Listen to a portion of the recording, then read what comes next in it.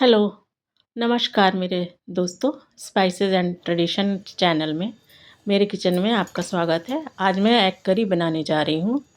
तो egg curry बनाने जा रही हूँ। कोई भी करी बनेगी तो उसमें कुछ मेन इंग्रेडिएंट सेम रहते हैं, जैसे कि लहसुन, अदरक, काली मिर्च, जीरा, वो रहता ही है।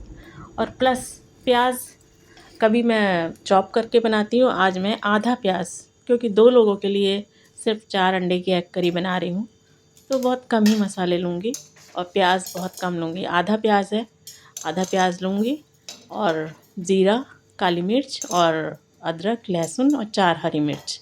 आप देख रहे होंगे दोस्त, मैं ज़्यादातर हरी मिर्च का ही इस्तेमाल करती हूँ। और इसमें 2 टमाटर भी लूँगी और उसको मैं पीस लूँगी, ग्राइंड कर लूँगी। तो मैं पिसी लाल मिर्च का इस्तेमाल कम करती हूँ, खड़ी लाल मिर्च का भी बहुत कम करती हूँ, सिर्फ तड़के में करती हूँ। और क्योंकि वो हेल्थ के लिए मतलब थोड़ा नुकसान करता है, इसलिए मैं हरी मिर्च का ही इस्तेमाल ज़्यादा करती हूँ। अब मैं करी बनाने जा रही हूँ, तो इसके लिए मैंने जब पहले मसाला पीस लिया है और अब मैं कढ़ाई में आंच पर कढ़ाई चढ़ाऊँगी और उसमें मस्टर्ड ऑयल डालूँगी। तो इस कढ़ाई में मैंने अभी कुछ फ्राई किया था, तो इसलिए आपको थोड़ा सा वैसी लग रही होगी, थोड़ा मतलब कुछ जैसे बना हुआ लग रहा था। तो उसी में मैंने तुरंत सरसों का तेल डाल के एग करी भी बनाना मैंने सोचा कि इसी में मैं बना लेती हूँ। तो 2 चम्मच, क्योंकि 2 लोगों के लिए एग करी बना रही हूँ तो कम सामान है, तो उस हिसाब से मैं तेल भी कम डालूँगी। तो जब तेल गरम हो जाता है तो मैं इस तेल में, हाँ, इस मसाले में मैं 1 चम्मच, आधा चम्मच हल्दी भी डालती हूँ। उससे पहले मैं अंडों को बॉयल कर लूँगी और बॉयल करने के बाद, छीलने के बाद उन अंडों को मैं थोड़ा सा फ्राई भी करूँगी, ताकि वो अंडे एकदम थोड़ा सा लाल हो जाए तो ज़्यादा अच्छे लगते हैं। अब मैं इन अंडों में थोड़ा सा चाकू से गोद लेती हूँ, क्योंकि फट ना जाए एकदम से, फटेगा तो फिर वो छींटे पड़ेंगे इधर उधर। तो मैं अंडों को तब तक फ्राई करती हूँ जब तक कि वो चारों तरफ से ऊपर नीचे से लाल ना हो जाए।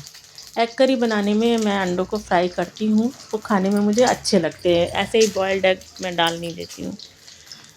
अब जब ये अंडे जब फ्राई हो जाएंगे तब तब मैं इनको मतलब इसको मैं कढ़ाई से निकाल लूँगी। देख रहे होंगे दोस्तों, मैं ज़्यादातर लोहे की कढ़ाई में ही सामान बना रही हूँ।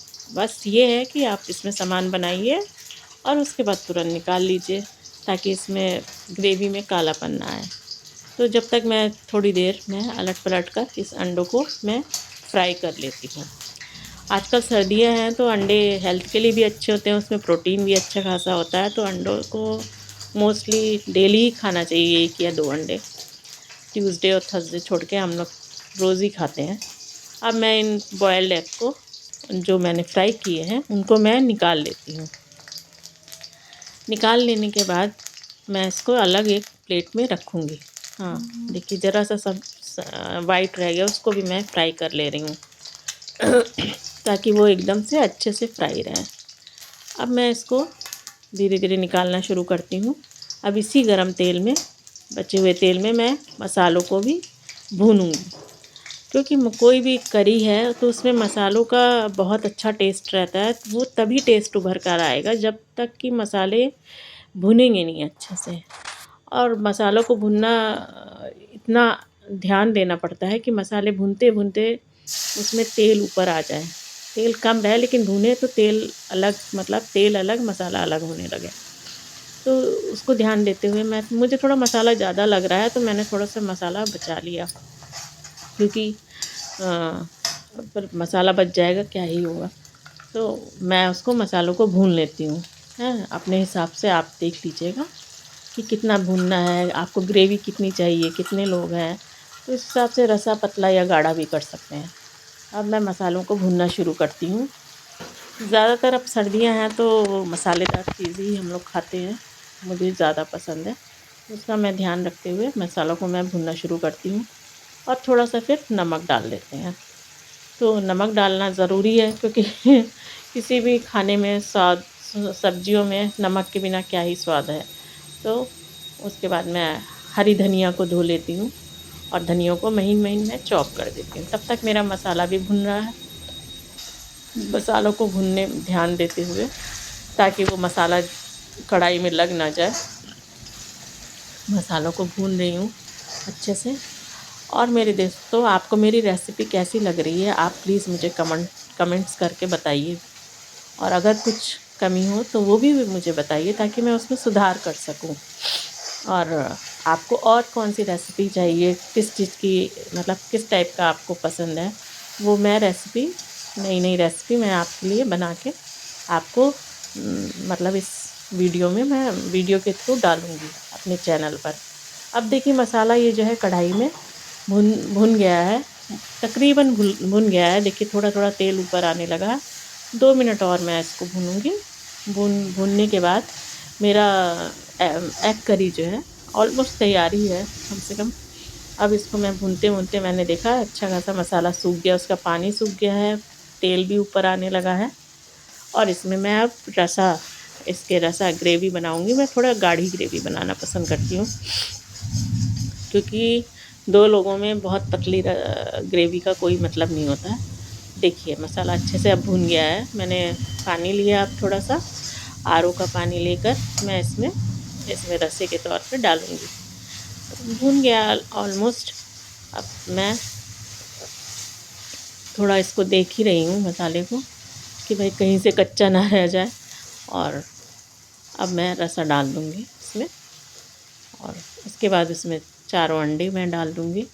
2-2 अंडे आप अपने हिसाब से डालिए, पर पर्सन जो जितने भी खाता हो। 1 है तो 1, 3 है तो 3। हम लोग 2 खाते हैं तो 2 डाल के रसे को अब हम अच्छे से पकाएंगे। ग्रेवी देखिए अच्छी ग्रेवी बन गई है। और अब मैं इसको खूब अच्छे से बॉईल करूँगी और इसमें मैं 4 एग डाल दूँगी, जिनको मैंने फ्राई करके रखा है। थोड़ा मुझे गाढ़ा लग रहा था तो थोड़ा सा रसा मैंने और डाल दिया है। अब देखिए हमारी जो है करी अच्छे से तैयार हो गई है। अब इसको अच्छे से पानी को पकाना है, क्योंकि पानी कच्चा रहेगा तो भी फ्लेवर नहीं आएगा। बॉयल अच्छे से करना है, ये नहीं कि एक बॉयल नहीं, कई करीब 3-4 मिनट आप अच्छे से बॉयल कर लीजिए। और देखिए कितना अच्छा इसका रंग आया, हल्दी का मसालों का रंग अच्छा आया है। और तीखा भी होगा, क्योंकि हरी मिर्च मैंने 4 डाली है। तो और मसाले भी मैं ज़्यादातर पिसे हुए रेडीमेड मसाले नहीं यूज़ करती हूँ। सिर्फ हल्दी ऐसा है मसाला जो पिसा हुआ इस्तेमाल करती हूँ।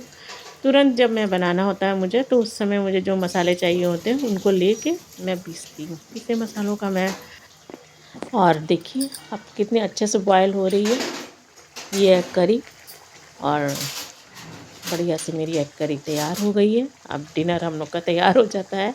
अब इस करी को चाहे आप चावल के साथ खाइए, चाहे रोटी के साथ खाइए, या रोटी चावल साथ मिक्स करके खाइए।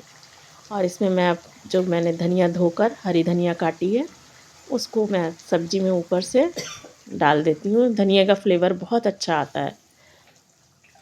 तो अब मैं इसको अलग से निकाल लेती हूँ, अलग बर्तन में, क्योंकि लोहे की कढ़ाई में अगर थोड़ी देर भी पड़ा रहेगा तो सब्ज़ी का कलर चेंज हो जाएगा, काला हो जाएगा। तो बस मैं बनाने के लिए इस कढ़ाई का इस्तेमाल करती हूँ, बाकी मैं इसको हमेशा अलग कर देती हूँ। देखिए अब कितनी अच्छी मेरी एग करी तैयार हुई है। आप लोग भी दोस्तों बनाइए इसे और इसको खा के देखिए, इसका लुत्फ़ उठाइए। और जाड़ों में तो इसका बहुत ही मज़ा है खाने में। चावल के साथ खाइए।